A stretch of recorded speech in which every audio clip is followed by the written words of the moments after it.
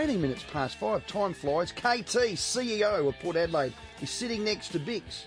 But Laura's on the other side. Yes, and if you need a local courier 24/7, we can do it. Call Aussie Fast on 131770. Here's the traffic with Laura Medlin.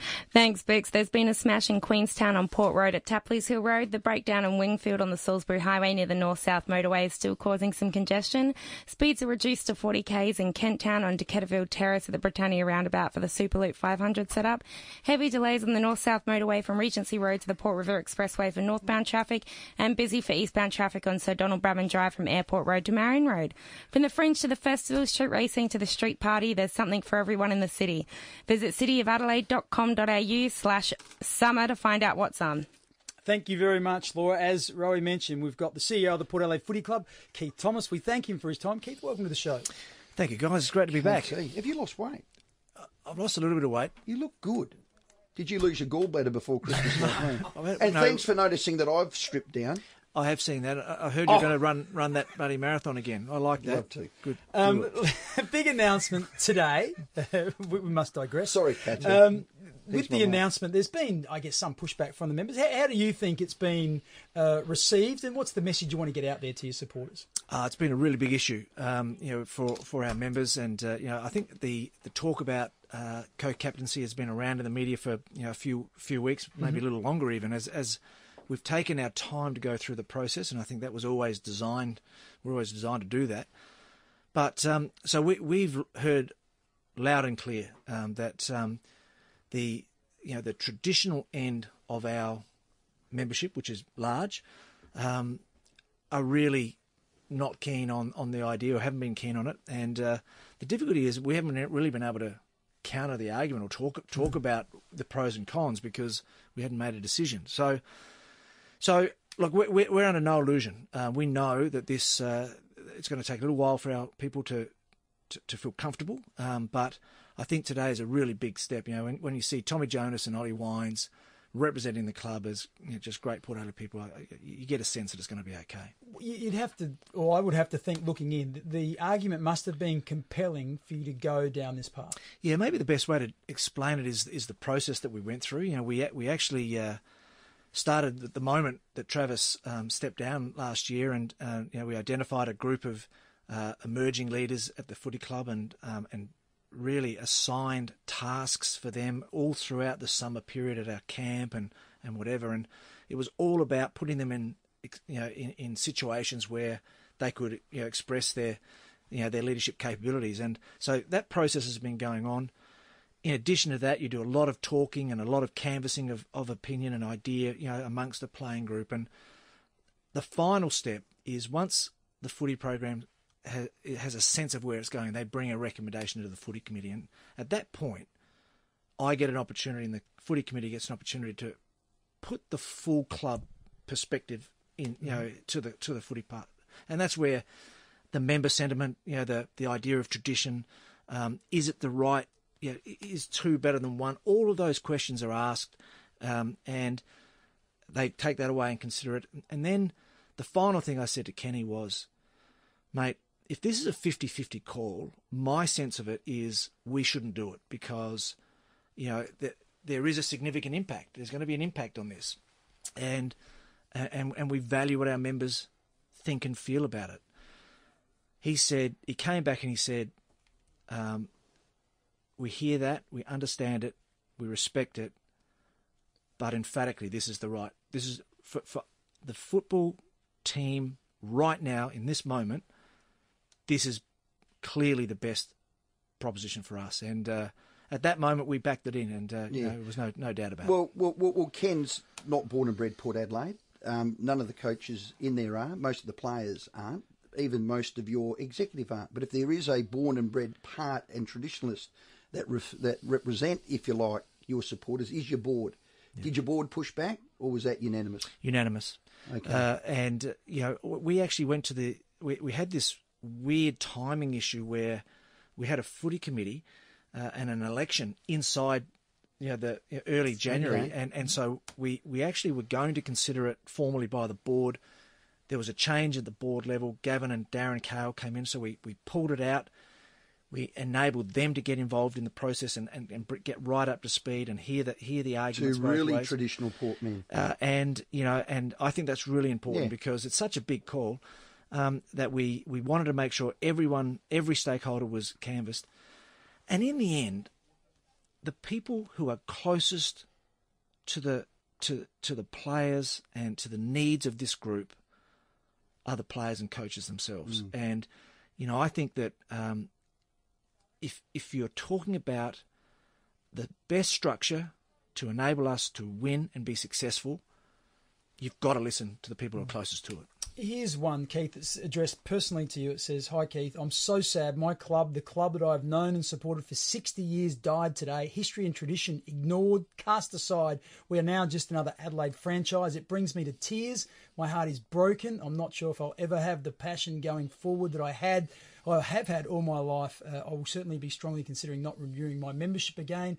Regards, a very disappointed, heartbroken PAFC member." That's Ruth. So clearly one of you died in the war. Come on, Ruth. You'll be right, members. Look, I love the passion. I love it. And the last thing that I would want our members and supporters and our community to think is that we haven't heard them. We absolutely have.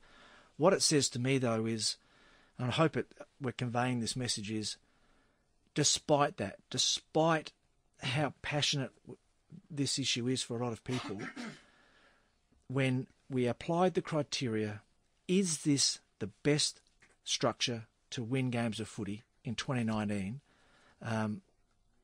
Emphatically, the guy said, yes, this is it. And that's the number one measure. KT, if you could stay with us, that'd be great. 25 minutes past 5. We want to talk about the 2020 prison bar jumper in the AFL, the SMA, and I know you're passionate about the AFL drug policy. We'll do all of that after the break. The FIVEaa Sports Show. Stephen Rowe and Mark Bickley. Weekday afternoons from 4 on Adelaide's FIVEaa. 28 past 5. KT's going to hang around. 8223 300 0000. Anybody want to shoot a question to Keith? He'd love to take your calls. Passionate Port supporters on co-captains, and it was great having Ollie Wines and Tom Jonas in here. KT, the 2020 prison bar debate of you wearing it, has a submission gone to the AFL? No, it hasn't. And look, this is another fantastic example of our community sort of talking about a really important issue to them. And we know there's 7,000 people who have signed a petition.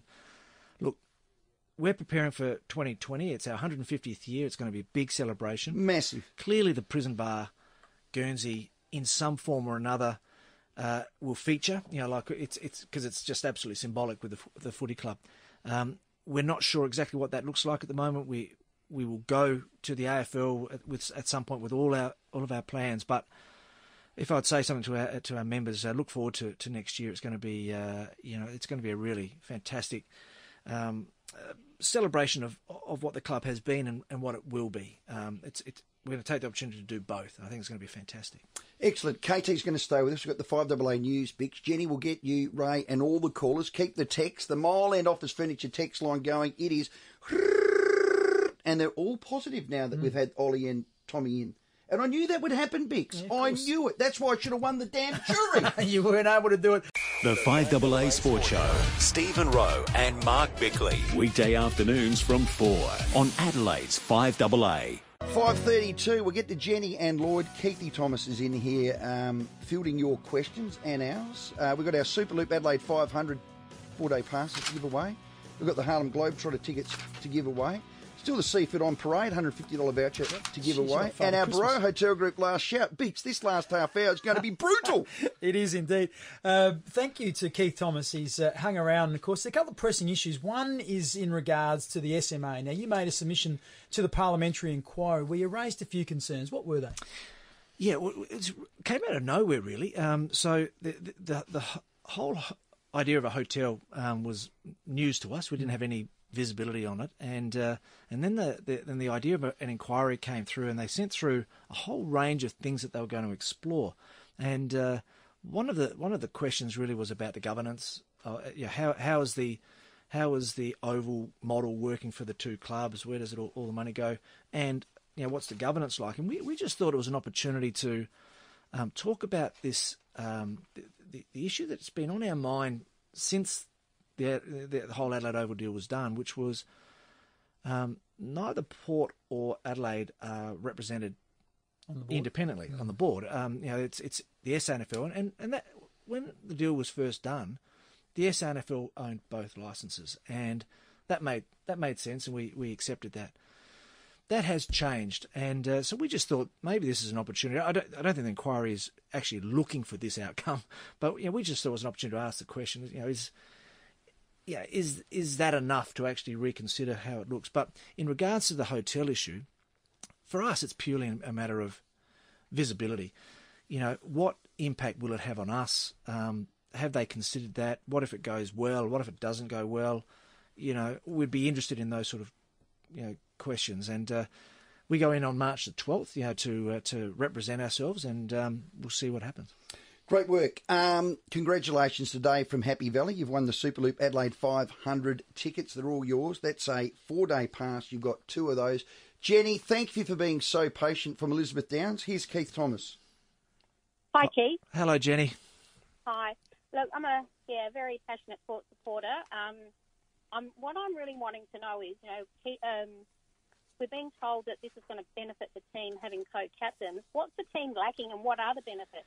Yeah, If our supporters knew perhaps why the change is being made, it might be more accepted. Yeah, no, it's a really good point, and one of the frustrations has been that we haven't really been able to talk about it because we hadn't made the decision, to be honest. But so what became really obvious is when we began the process, the guys went towards the single captain. That's just a natural thing to occur, and they were evaluating everyone on that, and some weeks ago now, Ken came to me and Chris Davies and said, look, what should the criteria be here? Because, would we be open to the idea of co-captaincy? And I had to think about that for a little while, and and they were even at that stage we're all aware of the history. But what they were noting was that there's a real profile emerging in our list where there is an older group, the more established players. There's a very young group that have come through, and Ollie is really engaging and well connected, probably through the whole group, but very specifically with the younger ones. Tommy, very direct, very forceful personality. We love that about him. Really well connected at the top end. And so what they were seeing was the combination of both was playing beautifully into this whole agenda of connection that we were driving from the Noosa camp, to be honest. And it's been a real theme for us.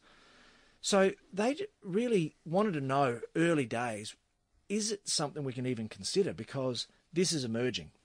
And I simply said, in the end, this decision has to be about what's best for the footy team right now to enable us to win. And they went away and completed the process and came back. But if I had to describe it, I think it's not the deficiencies of one or the other. It's the benefits you get from combining both with the group that we've got, playing list that we've got, and it just seems like a perfect fit. Yeah. And so we decided we'd go down that track. Jenny, I hope that answered it. Let's go to Lloyd from Prospect. Yeah, hello, Keith. Lloyd here. I'm quite concerned in the sense of the decision of the actual 2 co-captains, especially Ollie. I absolutely love him. He's one of my favourite players, and I don't question his passion and so forth. But his leadership is something that worries me in the sense that I think that he's perhaps not mature enough in the sense of for him to make a decision in relation to the accident that he's had for his own enjoyment at the time of year when we're entering into, I guess, the years ahead, including this season, where we've got quite a hard draw, and the points are going to be critical, and we're going to have him, one of our key players, out for at least the first 4 games. And I just don't know that he's ready to be a co-captain, to be quite frank. Yeah, I know that that feeling does exist, and certainly, a few years ago, I think that the footy community would be, consistent with that view. But the reality is that we are becoming much more sophisticated in our understanding about what drives young people to their best performance, whether in anything they're doing, and that's changed. There's no doubt that that's changed. And balance, the ability to let off steam, to connect with your mates, to do things that you enjoy off the field is a really important component of that. And the temptation is for all of us, and I'm old school and I'm in the same boat, when things get tough, push harder, and we need you to be thinking about the first round all your life. The reality is that ain't going to work going forward, and I think that all professional clubs are learning that lesson. And we had no problem at all with Ollie doing that. I've noted that he himself is saying, well, maybe I should think about the timing of these sort of activities. From our point of view, we would say Ollie is a mature young man. It's had no bearing whatsoever on the leadership decision, and we supported 100% the idea that he was off with his mates, doing something that he's always done in his whole life. So, I understand the point, but I don't think that should be brought into this conversation. Thank you, Lloyd. Before we let you go, for 5 years now, or as long as I've known you, you've agitated about the AFL illicit drug policy. It was rewritten in 2015. You were one of the outspoken ones with Kennett and a couple. Is it working? It's hard to tell. What I would say, we don't have access to the other clubs, so we don't know if it's working for them. At our end, as you know, we go above and beyond the AFL requirement with the full support of our players. So we know, from our point of view, it is working, and our group have embraced that. We know precisely what issues we have within the playing group, and we know that has been improving as part of this regime. What we don't know is who the players are. Well, I don't have any access to that, but it does concern me with what I'm hearing with other clubs. So this is about the loopholes hiding behind, if you like, mental health, mental health, yes, to beat the system. Yeah. Do you think players at your club are doing that? No, I categorically can tell you they're not. And we know, because we test regularly, we know what the profile of this issue is for us, and we're really comfortable with it. So I can't really comment with any certainty about other clubs. It hasn't been an issue for the AFL executive, or the CEOs. It hasn't been raised for some time. So that it's out so strongly in the in the marketplace now suggests it might be on future agendas. But right now we're quite comfortable with how it's working for us. Okay, so just as a percentage, and it's an unfair question, I don't know whether you even know it, would you be under 10% of players in your club that would partake in illicit drugs? I don't want to get specific, but we are really comfortable. It's at a declining level, and very, very manageable, and we don't have any issues that are raising their head. Okay, that's great. KT, we could go on and on and on. I'm sure the Port supporters that are listening would be happy with that. You've got co-captains. I think that needs to be celebrated. Some aren't. They'll get on board, and if they don't, get Nick. Well, what I would say, if you're having doubts, think about the three men involved: Tom Jonas, Ollie Wines, and Hamish Hartland, and how they play their footy. Yep. And think about them at the head of our club. I think it's a wonderful thought. Well done. Keith, thank you for coming in. Thank the other two boys as well. We've done that, but we really appreciate the time you've given us. We're going to take a break. When we come back, still plenty to get to. If you want to give us your thoughts on that, has that changed your mind? You've just heard KT there, CEO of the Port Adelaide Footy Club, talking about why two captains suits his club. Has it changed your mind, or are you still feeling the same way if you weren't a fan? 8223 0000.